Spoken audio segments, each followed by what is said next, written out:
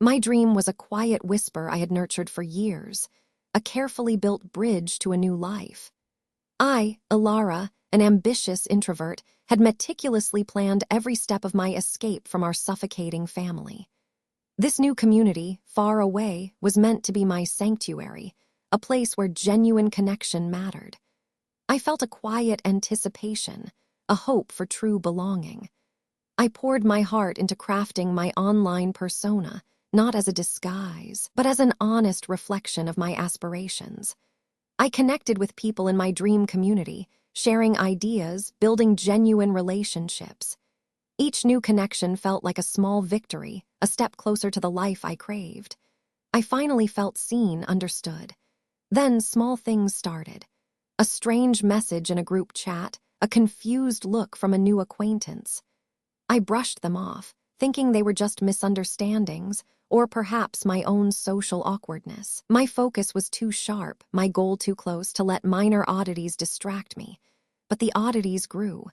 Cold shoulders, abrupt endings to conversations, vague, unsettling comments from people I thought I had connected with. A knot formed in my stomach. What was happening? Why did everyone suddenly seem so distant, so wary of me? The email arrived on a Tuesday. The subject line, "Update regarding your application," sent a chill down my spine. I opened it, my hands trembling. Unforeseen behavioral concerns, it read. My world stopped. All my hard work, my meticulous planning, shattered in an instant. The cold words echoed in my mind, stealing my breath. I reread the rejection letter, the vague accusations, over and over. They were not me. None of it was me. I had never done any of the things they implied. A chilling thought began to take hold, creeping into my mind like a cold fog. Someone had done this to me. Someone had fabricated this monstrous identity. I started digging, frantically searching online.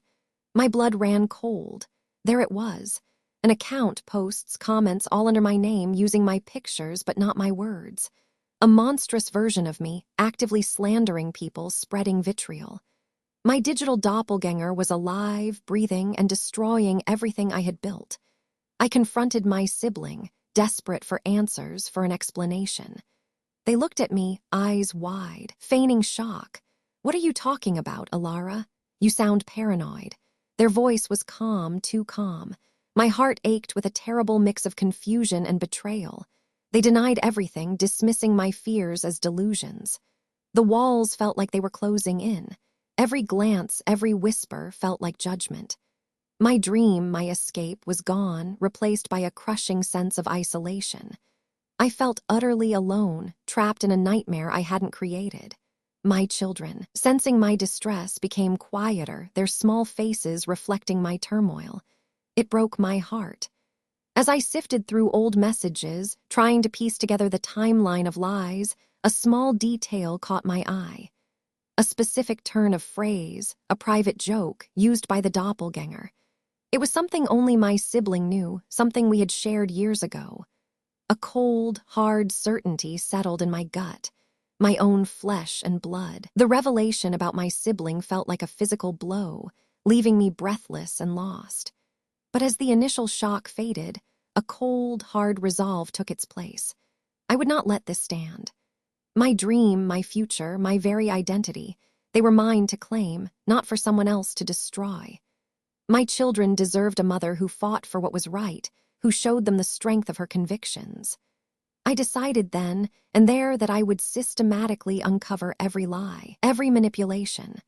I began my meticulous search. Hours turned into days as I sifted through old messages, social media archives, and cached pages. I looked for patterns, for inconsistencies, for any digital fingerprint that wasn't mine. It was painstaking work, each discovery a fresh wound, but also a piece of the puzzle. I found fake profiles mirroring my genuine ones, subtle alterations in conversations, and posts designed to mimic my voice but twist my words into something venomous. My stomach churned with each new piece of evidence. The evidence grew. Screenshots of fabricated emails, manipulated chat logs, and timestamps that clearly showed my siblings' activity when I was demonstrably elsewhere. It was a chilling testament to their dedication, their perverse artistry in deception. I felt a profound sadness that someone I loved could harbor such malicious intent. But this sadness only fueled my determination. I was building an undeniable case, brick by painful brick. My children, seeing me so focused, would sometimes ask if I was working on my big plan. I would simply smile, assuring them I was making things right. Next, I began the difficult task of social reconnaissance. I reached out to a few trusted contacts from the dream community, people I had genuinely connected with before the smear campaign. I chose my words carefully, explaining only that there had been a misunderstanding, a serious issue with my online presence. It was terrifying to put myself out there again, to risk more rejection. But I knew I couldn't clear my name from behind a screen. I had to face the people whose trust had been shattered. One of my former contacts, Sarah, agreed to meet. I explained everything, showing her the undeniable proof of impersonation. Her initial skepticism slowly turned to shock, then to genuine concern. She remembered the strange messages, the sudden shift in my behavior. Her validation was a small, crucial victory. It felt like a tiny crack in the wall of isolation that had surrounded me. This was the first step in reclaiming my narrative, not just digitally, but in the hearts and minds of people. Armed with irrefutable evidence, I confronted my sibling again. I laid out the meticulously gathered proof. The timestamps, the unique phrases, the IP addresses. Their calm facade crumbled. The denial turned into a desperate, pathetic attempt to deflect, then to a resentful silence. It was clear now, the deep-seated jealousy, the desire for control that had driven them. I felt no triumph, only a profound emptiness. This was not the person I thought I knew, and the realization left me heartbroken, but also resolute. I compiled my case into a clear, concise presentation.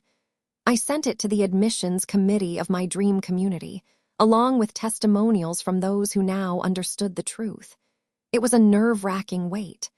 I felt vulnerable, exposed, but I had done everything I could. I focused on the facts, on the integrity I had always upheld. My children, seeing me prepare, drew pictures of me as a superhero. Their innocent belief in me gave me strength. The process of rebuilding my reputation was slow and arduous.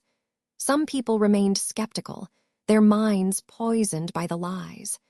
But many others, moved by the truth and my persistence, began to reach out. I spent time reconnecting, explaining, and most importantly, living my authentic self. My children saw me regain my confidence, my laughter returning. The dark cloud that had hung over us began to lift, replaced by moments of genuine peace and hope. It was a quiet, daily fight, but one I was finally winning. The consequences for my sibling were public. The community, once aware of the full extent of their deception, distanced themselves. There were no grand pronouncements from me, only the quiet, undeniable truth. Seeing their world shrink, their social standing crumble, was not the satisfying revenge I once imagined. Instead, it was a somber understanding of the damage their choices had wrought, not just on me, but on themselves. It was justice, yes, but a heavy kind of justice.